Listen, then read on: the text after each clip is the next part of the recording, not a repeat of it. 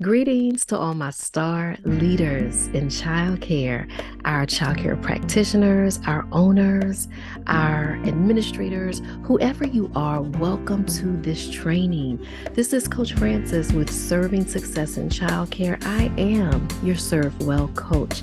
And I've got a training video for you today. I want to show you how to automate the forms that you use every day in your program. I just recently released my exclusive childcare HR Made Easy kit. When I tell you this was a labor of love, this was an amazing project. And so the video that you're listening to right now was created just to add value to that training, to that kit, that HR kit. And so I'm going to go through an option and a tool that you can use to automate your forms.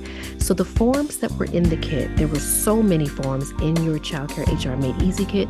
By the way, if you're listening to this video and you don't actually have the kit, maybe you found this video by way of another platform or other training lesson or video, it's fine.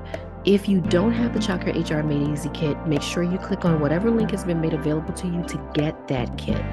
Okay, to those of you who are listening by way of your kit, thank you so much again for your purchase. I know that it has brought a lot of value to your childcare program, but let's take a look at some ways you can automate those forms. Now, you may look at the forms and think, well, I can't really automate all of these, and maybe that's the case. I'm not sure. I know for me, automating the forms was very important for my program because it made it easier for your team members and yourself to conduct business from wherever you were. It also saved a lot of paper, but it also gives the option to print whatever it is that you need. So I want to show you, using one of my forms that I used in my childcare program, how to make it automated. So if you look to the right side of your screen, you'll see original PDF. So this form was an actual document that I printed and made available to my closing staff members. They had to fill it out every single day. Now, there are no changes to this form. This is exactly how it looked when I uploaded it to the JotForm platform, which is what you're looking at. By the way, if you're not familiar with JotForm, if I've coached you, if we work together, then you know about JotForm. But if you're listening and you're not familiar with it, I definitely recommend that you check it out as a way to make your forms smarter, to automate your forms. There are lots of platforms that you could use. I'm going to only speak to JotForm because I have used it faithfully and it has never, ever failed me. So, now, it does take some time. You have to actually do some work when it comes to finalizing your forms, because JotForm's systems don't always know how you want this to translate into an automated form. Now, it does its best because it takes into account where you have empty spaces, assuming that that's where you want to have your form filled out by those who are using it. And so take a look at this form. Everywhere you see a blue box is where I have decided I want information to go, okay?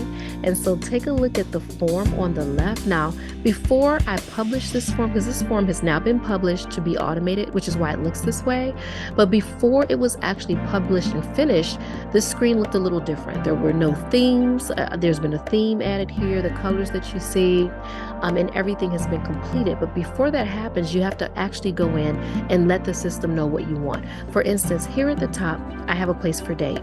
Now you can pick your date here by clicking on the little calendar that shows up here, or you can just click on the box and enter the date in.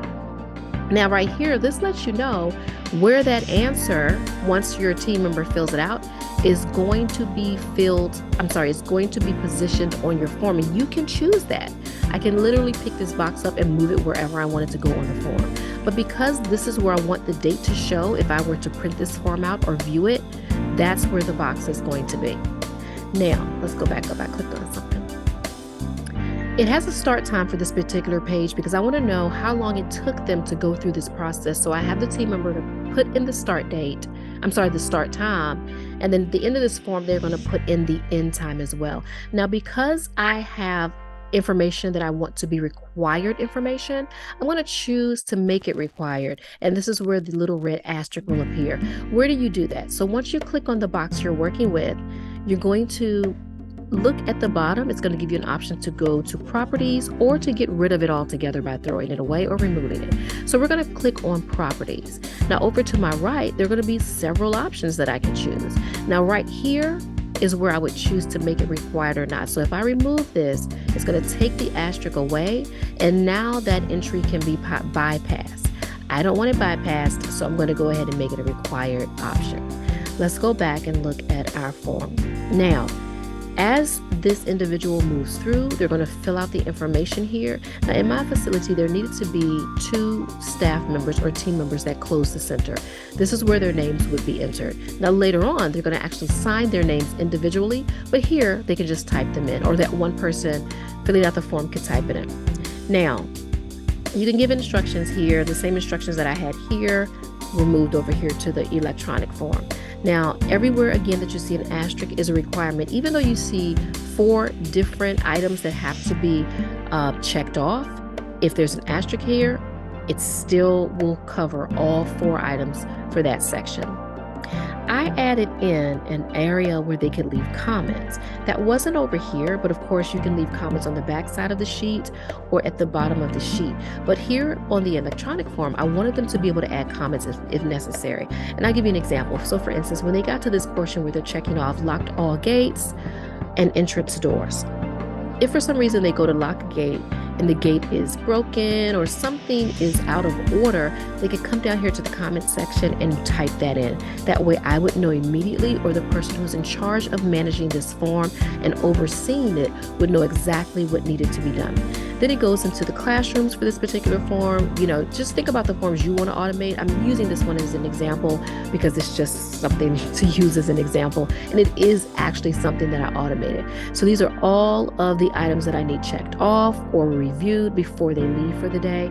All of them have to be checked off. Another area for comments here. Then they head on to the kitchen, same thing. They have to check all of these items off. Another area for comments, just as before. Now, this is the section I really love about making this form automated, because if I am tending to my own business, or if I'm at home somewhere, or whoever is overseeing this is not on site and they want to actually see a particular area in the school, in the facility, in the business, you can add an option to take a picture and upload it here. So for instance, they could take a picture. Well, not could, it's something that they would need to do. Now, I don't have this as a requirement, which is what you would want to make it. So for this, again, you would go in, look at the property, and make it a requirement if you wanted it to be required. So let's go back.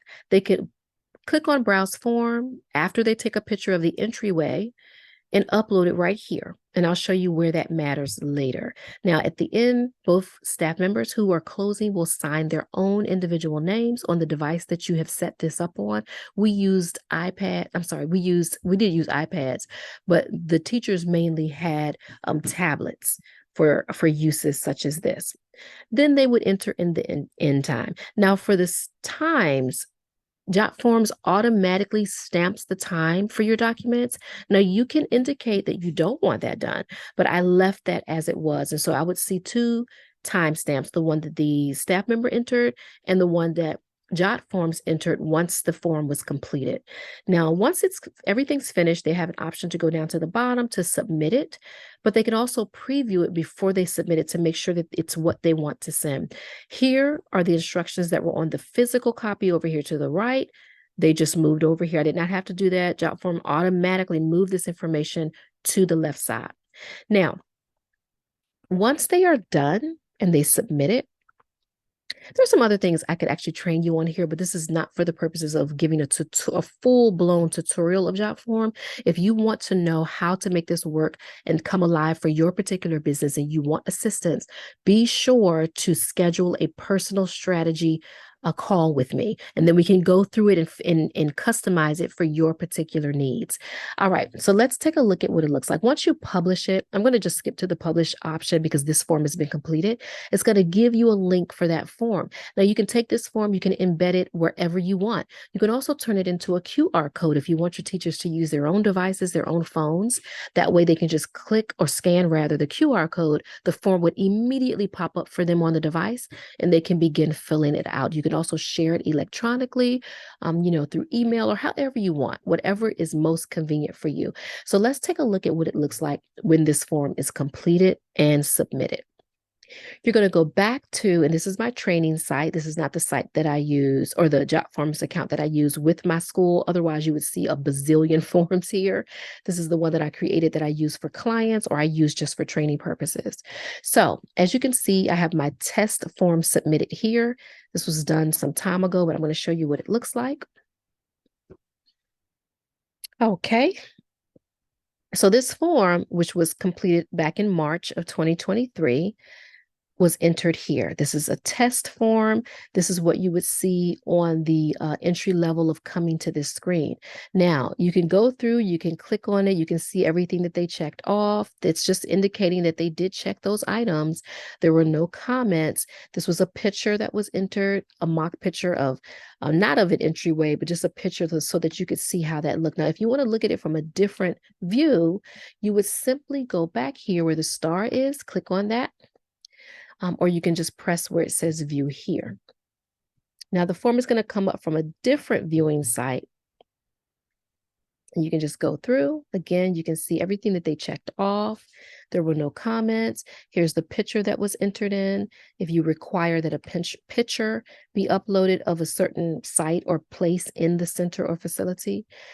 And then the signatures of the closing staff and the end time.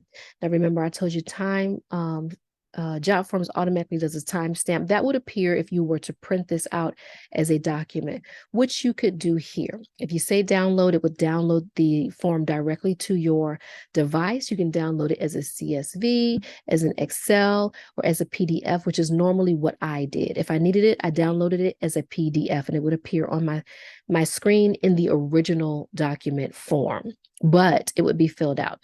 So let me show you what that looks like as well. Give me a second and I'll go on over to that for you. Okay, you should see a picture of the actual form in front of you. If you were to download it, this is what it would look like. Now, there's a different option to download any attachments. And so that picture would be an attachment. So that's why you don't see that on here. But this is if you were to actually print out the original document, but it would come with all of the checks and all of the notations or comments and signatures of the closing staff if you needed to print it out for whatever reason, which is going to be great because when you do your assessments, you want to be able to look at your numbers and watch for data and trends and decide whether or not you need to make changes to this process. And so there you have it. That's a quick tutorial of how you can take your forms that you use right now, automate them through JotForms, and make the process a lot easier for your team. All right. In all that you do today, remember, serve well.